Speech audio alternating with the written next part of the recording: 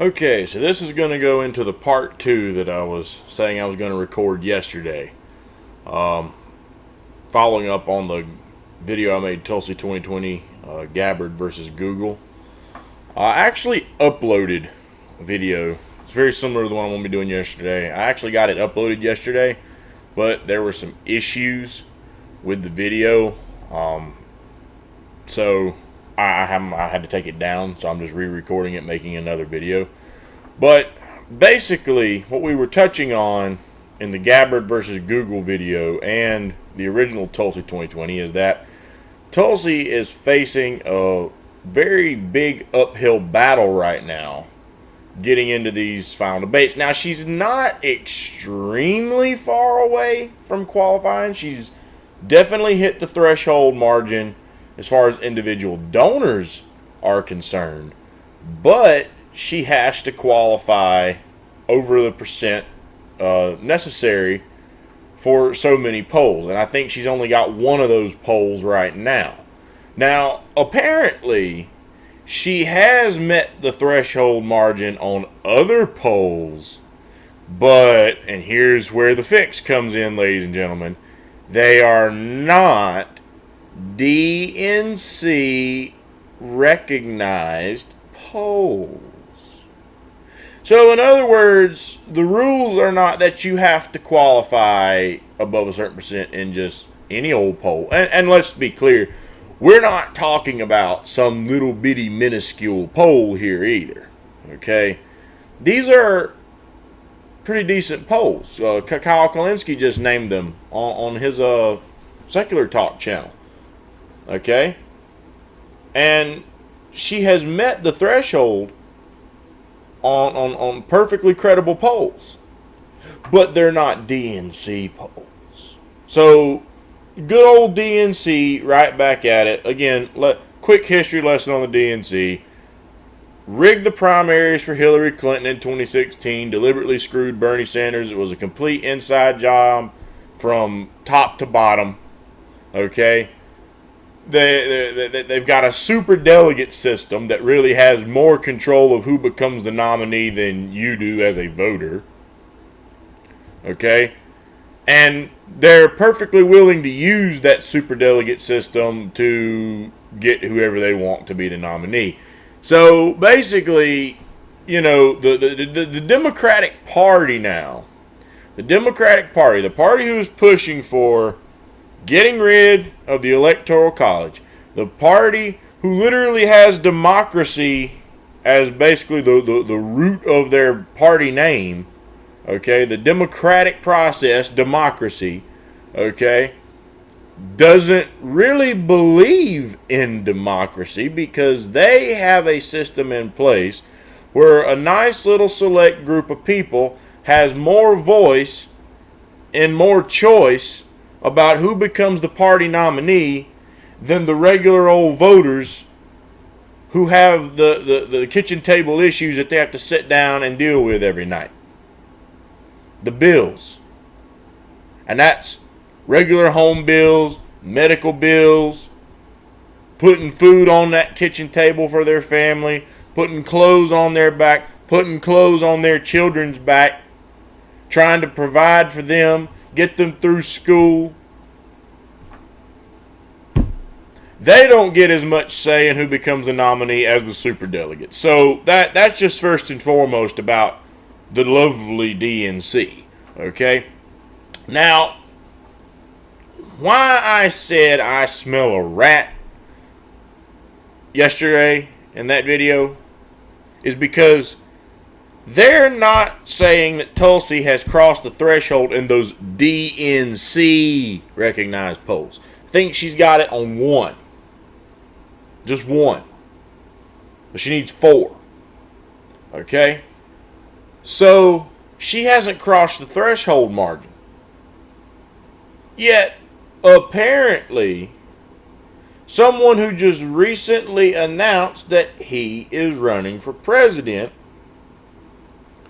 only needs, from what I remember reading on this, he only needs one poll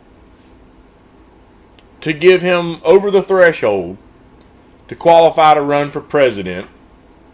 And apparently, he's already met the individual donor mark. And this man hasn't even been a declared candidate for 6 months. So, a lot of people are probably sitting there wondering, how in the world is that possible? I know I am.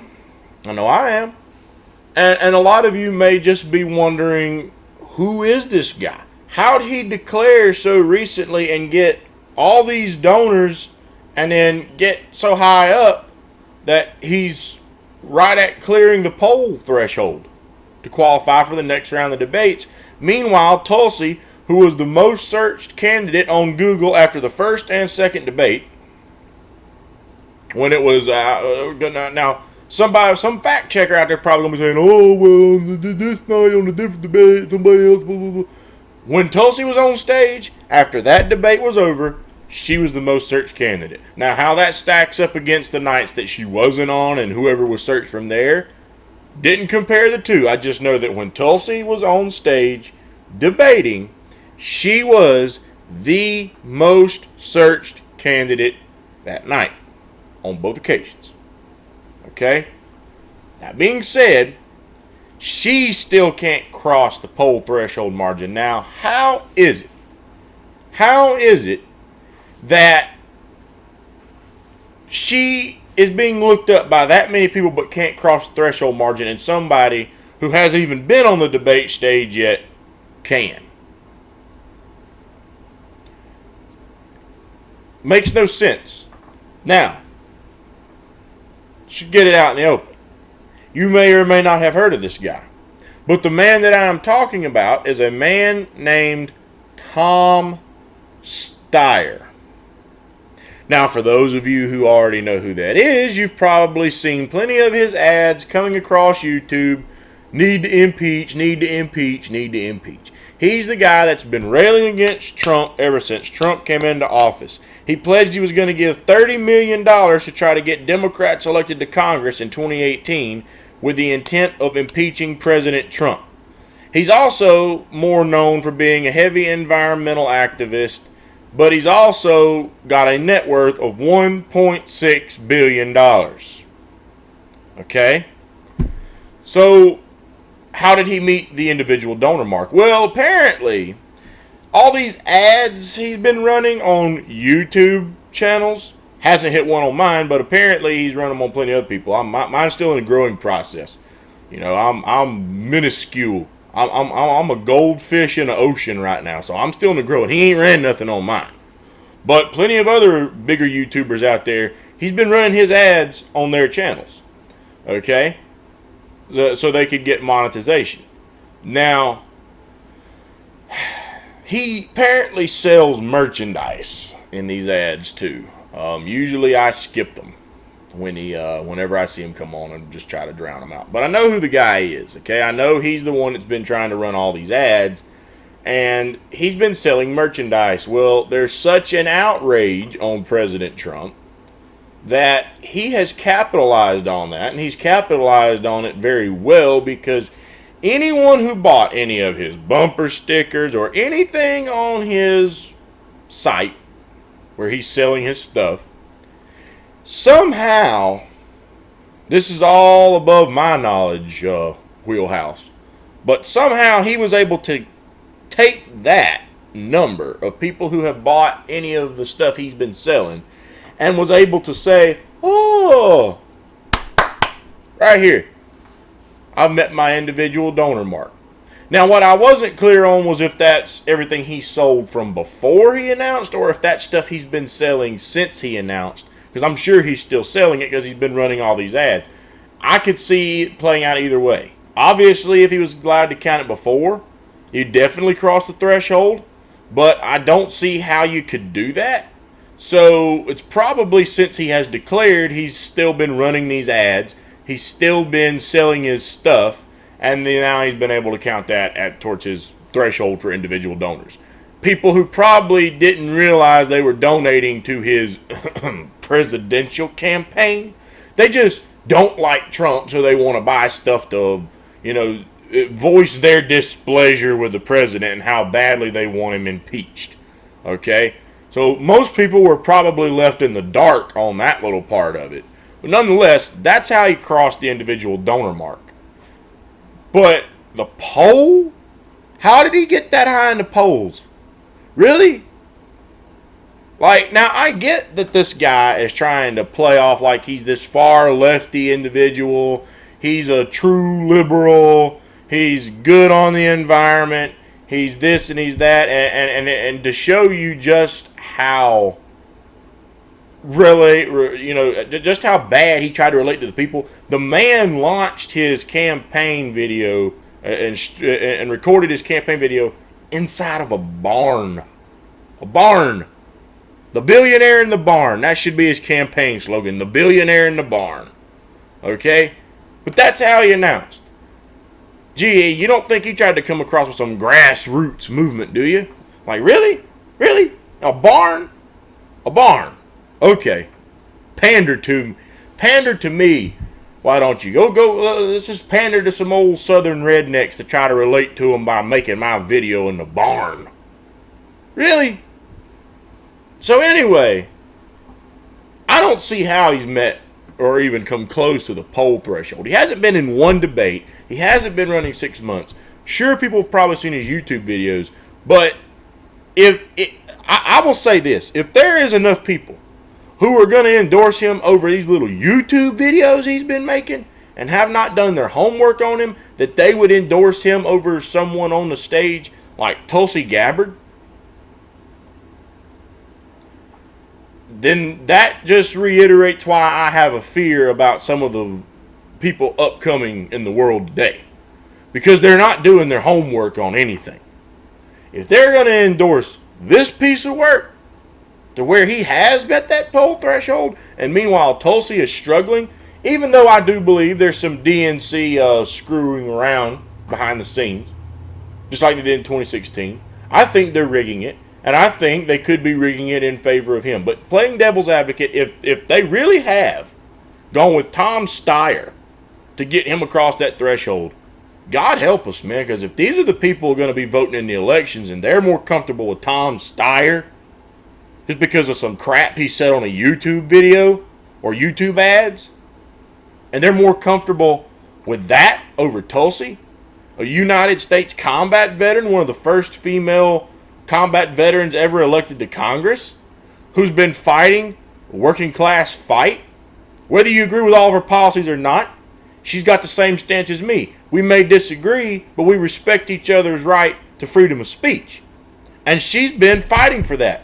And not just on Capitol Hill, on the battlefield. And she's calling out the hypocrisy. She's calling out Kamala Harris for giving cheap labor to the state of California by keeping people in jail past their sentence. She's calling out Kamala Harris for trying to withhold information from the courts that would have set a man on death row free and kept that information until the courts forced her to release that information. She's calling out Big Pharma. She's calling out the military-industrial complex. And unlike Bernie, who got screwed by Hillary Clinton in 2016 and then endorsed her, she resigned her spot in the DNC over that crap. She resigned her spot in the DNC over. So for anyone who had a nice cushy spot in the DNC to resign over what she saw so corrupt going on with Bernie, shows me she's a person of her moral. She got good moral fiber, and she believes in something. And she's not going to go along to get along because she thinks it could help her political agenda or her political career. She's going to do what she thinks is the right thing. Whether you agree with her on what the right thing is, that's a different story. She thinks it's the right thing to do, and she's going to stand by it, and she's going to do it. You got to give respect to somebody like that. But anyways, moving forward on Mr. Steyer here, I think the DNC's rigging it. Like I've said, this is where the big rat that I've been smelling is coming from. The DNC wants their corporate people on that debate stage. And they want anybody who's going to really try to be a people's voice on that stage gone. They don't want Bernie on the stage, but they kind of can't try to just shush Bernie up too much anymore. Bernie's way too out there. And I have some serious disagreements with Bernie Sanders, a lot more than I do with Tulsi Gabbard, just from track records alone. Some of the things Bernie has flipped on. Okay? So, that being said, but I do like some of the things that I hear Bernie say. He makes some valid points. Valid points mainstream media doesn't like him making. Valid points that, the swamp doesn't like him making. Okay? So they want him gone. Okay? They want Tulsi gone. Okay? And they certainly wouldn't give Richard Ojeda the time of day when he first announced that he was running, which is why his campaign never even got off the ground. Go look at the last video I made last night. Ojeda 2020, the campaign that never got a chance. Never had a chance. They wouldn't even let him on. Okay? So, I think Tom Steyer fits that mold perfect. Now, some of you, who, like I said, have just watched his little ads are going to say, oh, well, how do you get that? I mean, listen to what he says. Listen to what he says. Now let's take a look at what he's actually done. Okay, so reading from this website here, we'll just give you a little bit of some in-depth information on who Tom Steyer really is and how he made all of his money. So Tom Steyer is an American hedge fund manager and philanthropist who is among the world's wealthiest and largest supporters of radical environmental groups and left-wing causes and Democratic candidates. Steyer built his multi-billion-dollar fortune by investing and promoting the coal industry. Wow, we're off to such a great start here, aren't we, left-wing? I mean, really, we've been harping on the coal industry, or people from the Democrat Party and the left have been harping on how bad coal is all the way back to Clinton's days. And so this guy made his money in the coal industry. Well, isn't that just great? Which has attracted criticism from even left-wing environmental groups. Steyer was implicated, though never indicted, in an influence peddling scandal that resulted in the resignation of Oregon Governor John Ketsabar, probably saying his name wrong, in 2015. Steyer is also one of a few Americans directly exposed in the 2016 Panama Papers scandal, the leaking of 11.5 million documents that illustrate how wealthy individuals keep personal financial information private and engage in fraud and political corruption.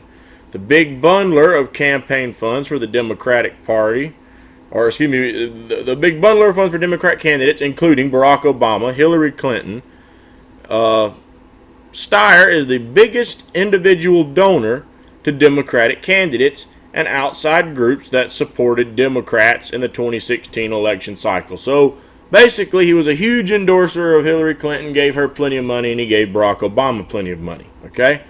In July of 2016, the Energy and Environment Legal Institute, a nonprofit watchdog group, released a report titled Buying the Democrat Party Lock, Stock, and Barrel, which details how Steyer is seeking to protect his solar energy investments by spending tens of millions of dollars on key 2016 races, buying a plank in the 2016 Democrat platform, and trying to silence debate from those who challenge his view on climate change by using select attorney generals to prosecute dissenters. Steyer's total political spending in 2016 came to $89,794,744. That amount was $12 million more than the leading conservative donor, and nearly as much as the next three liberal contributors combined. The New York Times reported on January 8, 2018, that Steyer had planned and pledged to spend $30 million to get Democrats elected to Congress with the aim of impeaching President Trump. If you add in the $73,725,000 that Steyer spent in 2014, he has dedicated more than $193 million of his personal fortune to elect Democrats, mostly at the federal level, in just 3 election cycles. In none of those cycles has Steyer's goal of giving Democrats control of Congress come to pass. Now, obviously, in 2018, this is apparently a pretty older article, but in 2018, obviously, the Democrats took the House back. Okay? So, with that being said, Steyer was born in New York City on June 27, 1957. His father, Roy Henry Steyer, was a partner in New York law firm Sullivan and Cromwell and served as a prosecutor in the Nuremberg trials. Tom attended a prestigious boys' school, Buckley and Phillips Exeter Academy, eventually graduating, I'm not even going to attempt that, summa cum laude, whatever, in economics and political science from Yale University. Steyer went on to earn an MBA from the Stanford Graduate School of Business. His brother, James P. Steyer, became a child advocate and civil rights attorney and is now the director at several Steyer-backed organizations. Steyer's other brother, Hugh R. Steyer, became a trust and real estate lawyer. Tom Steyer currently serves on the Stanford University Board of Trustees and is a director of the left-wing think tank for the Center for American Progress and longtime friend of the organization's founder, oh boy, John Podesta. Should we talk about those Podesta emails? After graduating from Stanford Business School, Steyer worked at Goldman Sachs.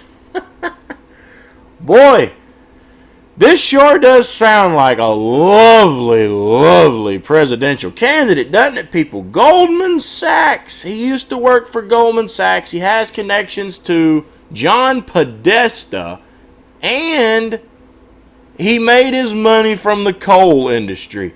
Boy, doesn't he fit your criteria for the new Democrat Party. Which I don't think anybody from the Justice Democrat side of things is really going for Tom Steyer anyway. So I'm not trying to insult anyone here.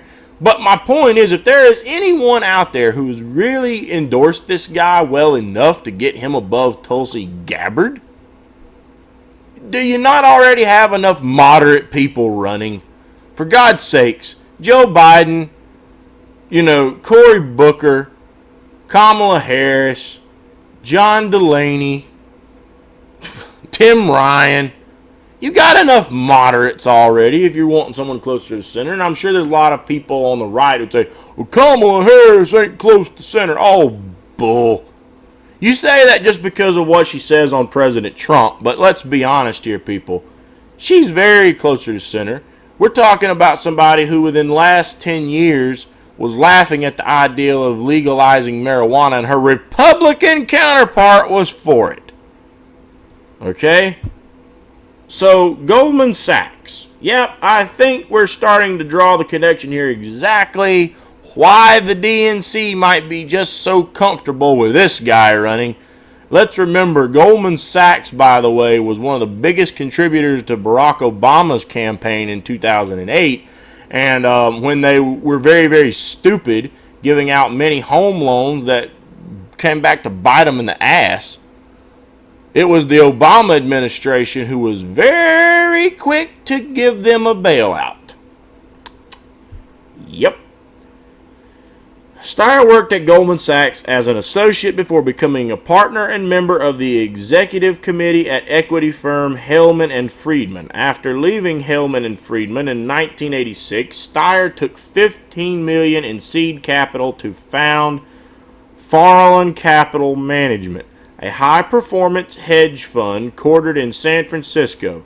By 2011, Farallon Capital Management was the 12th largest hedge fund in the world, managing $21.5 billion in assets. In 2004, Steyer was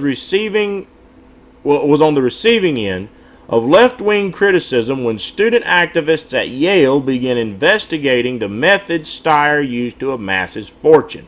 Seeking disclosure of private equity at universities, over the past decade, Farland had become the preeminent financer of coal transactions in Asia and Australia, allowing him to accumulate a $1.6 billion net worth. The students formed a group called unfarland.info, a repository of negative news on Tom Steyer, covering what the site identified as hypocrisy and many investments. The site revealed Steyer has had direct personal involvement in assembling a portfolio of strategic investments overseas in coal mines and in coal-fire-powered plants on an unprecedented scale. These investment interests promote the exploitation of one of the largest sources of thermal coal in the world, an energy source that Steyer has repeatedly condemned as an environmental hazard. The financing provided by this fund has enabled coal producers to restructure and recapitalize, leading to significant expansion of thermal coal production. So now let's look at his political giving and activity. Steyer is one of the biggest individual donors to the Democrat Party outside of groups that support Democratic candidate, donor to Democrats and outside groups that support Democrat candidates in the 2016 election cycle, totaling just less than $90 million in the 2016 elections, according to OpenSecrets.org. That total led all spenders. The New York Times reported on in January 8, 2018, that Steyer pledged to spend $30 million. So we've already kind of read on that. Okay. So Steyer's political involvement can be traced back to 1983, in which he worked on former Vice President Walter Mondale's presidential campaign. Since then, Steyer has fundraised for presidential campaigns of Bill Bradley, John Kerry, Hillary Clinton, and Barack Obama. Steyer served as a delegate to the Democratic National Conventions in 2004 and 2008 and was allegedly considered for the positions of the Energy Secretary and the Treasury Secretary as well. Steyer was among the top donors of the 2014 election cycle and has since become an unofficial environmental advisor to Barack Obama with frequent meetings and briefings to the White House. Steyer used his fortune to become a high-dollar Obama bundler in 2008, urging campaign leaders to persuade candidate Obama to include global warming in his speeches. He donated $50,000 to Obama's inauguration celebrations, earning him frequent access to senior White House officials and personal friendships with transition team leader John Podesta. Here we go with Mr. Podesta again.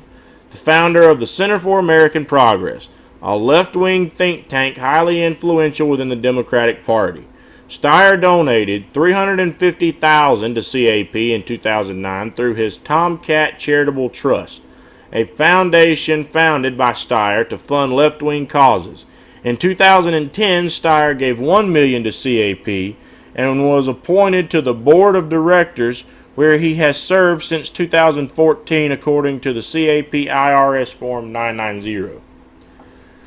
Steyer campaigned in 2010 with former Republican Secretary of State George Shultz to defeat a California ballot measure to repeal a law imposing a clean energy tax on industries in 2012. He served as chairman for a California ballot measure that imposed punitive taxes on out-of-state businesses. His continued donations and activism made him a delegate and hand-picked speaker at the 2012 Democratic National Convention. Now, let me just stop right there. So, clearly, if you haven't figured out anything from what I've been reading here, basically, go back and listen to it again. This guy is trying to say he's big on the environment, he's huge on getting rid of pollution, he's bashed coal, yet that's how he's making a lot of his money, was through coal.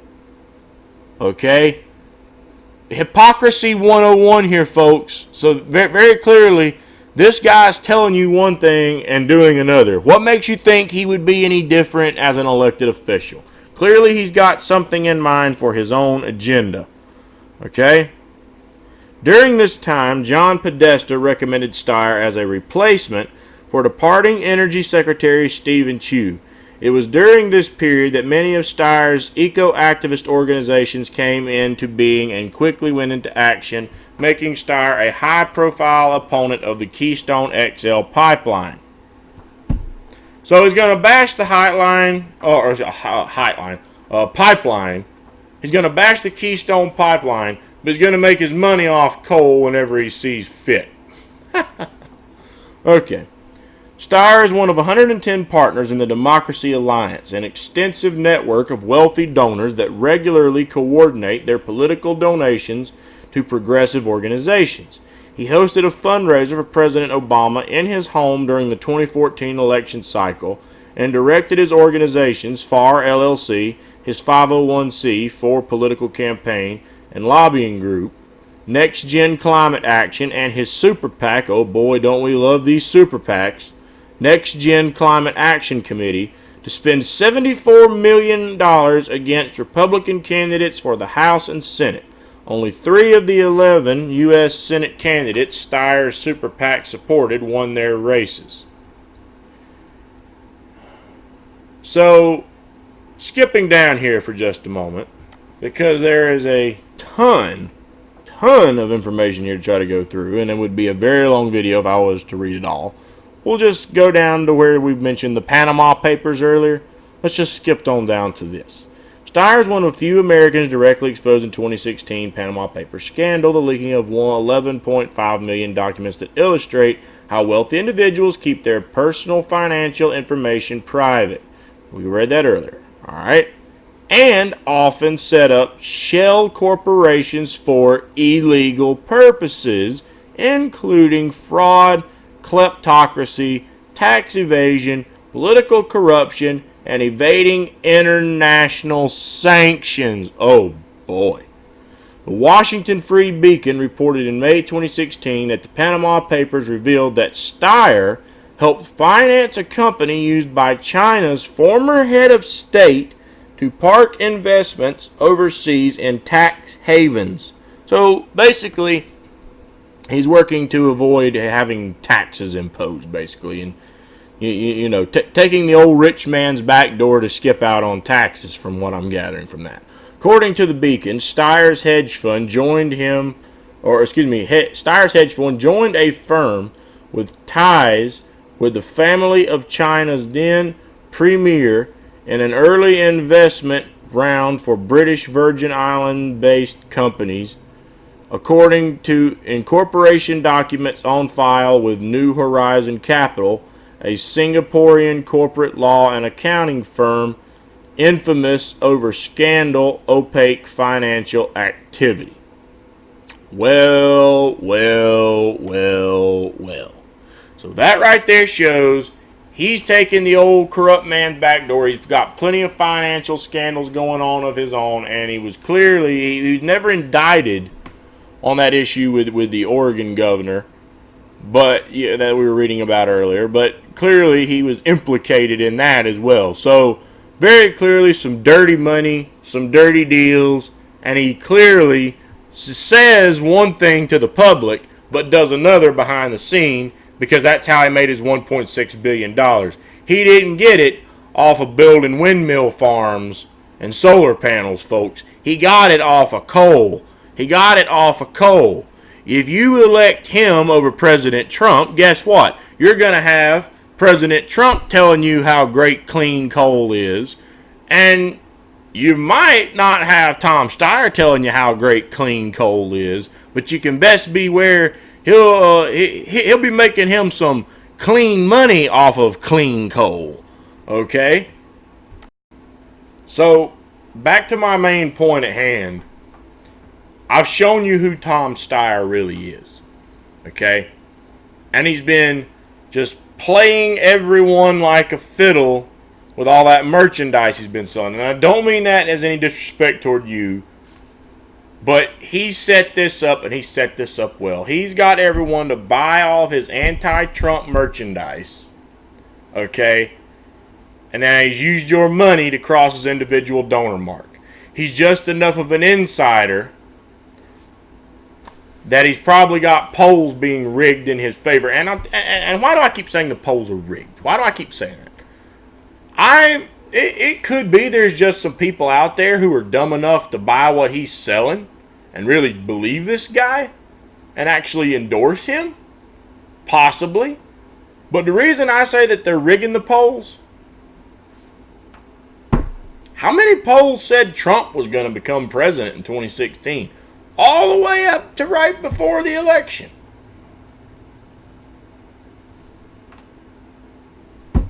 How many? How many polls had Trump winning? Every news network. Clinton's going to win. Clinton's going to win. Clinton's going to win. Clinton's going to win. Clinton's going to win. And you know, I go out quite a bit. I've never once been polled, like, ever. Ever. Where are all these pollsters at? And who are they polling? Who are they polling? See, when we have gotten some details on their polls before, they're usually polling, like, older people who might not even turn out to the polls. They're not polling that many young people. So,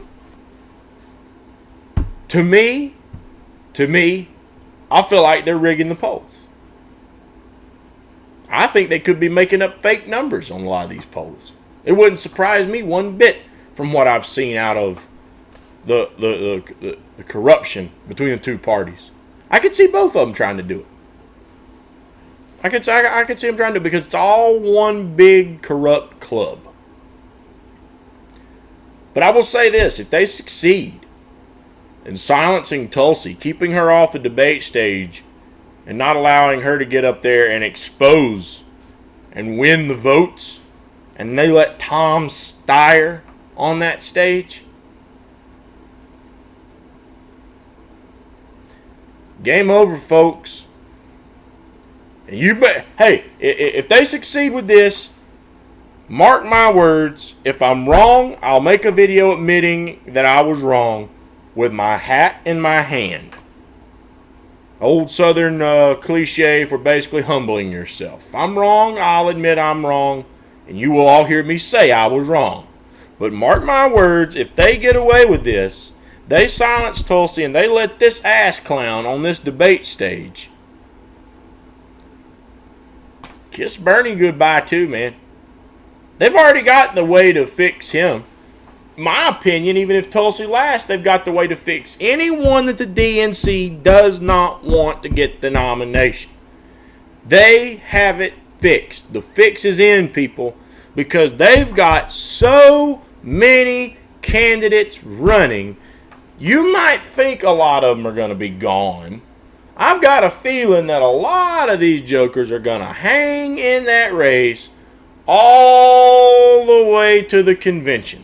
And there may be one guy or lady, if it's Tulsi, who's pulling all the popular vote, but there's going to be quite a few other people who've got so many votes and then so many super delegates, and the numbers are going to be all close by the time this BS is all concocted around with these super delegates, and it's going to go to a contested convention. Now, what Bernie got the DNC to agree to was that the super delegates won't vote on the first round, but they can vote on the second round. And when you have enough people there that it's a contested convention, nobody's going to win on that first round. It'll have to go into the second round. Bye, Bernie. Goodbye. You're done, son. They screwed you again. That's what's coming. If they can do this and let Tom Steyer on there, they're just putting more corporate voices on the stage, taking more people's voices off the stage. Bernie Sanders, for all the disagreements I have with him, will be one of the only. I don't give Don't even talk to me about Elizabeth Warren. She talks a great game too. I don't like Elizabeth Warren. I'm not a fan of Elizabeth Warren. The fact the media has become so comfortable with her out of nowhere, to a certain degree, even furthers my suspicions of Elizabeth Warren. There's got to be a reason the media gets comfortable with you. Okay? So, if this happens, accept it, people. Accept the fact that if they can do this again, the Democrat Party has climbed up a ladder over all their voters' heads, dropped trowel, and took a real nice piss on every single one of them. Because once again, they will be putting party before people. No surprise. But if they do it, clearly this revolution that Justice Democrats and a lot of other people are pushing for isn't working. Thank you for tuning into this episode of the Independent Report. If you liked the video, please hit that like button and please subscribe to the channel. If you subscribe, ring that bell so you'll receive notifications when we drop new videos. I'm trying to grow this channel and inform more people of what's going on in the world around them. Thank you for your support, and we hope you tune in next time.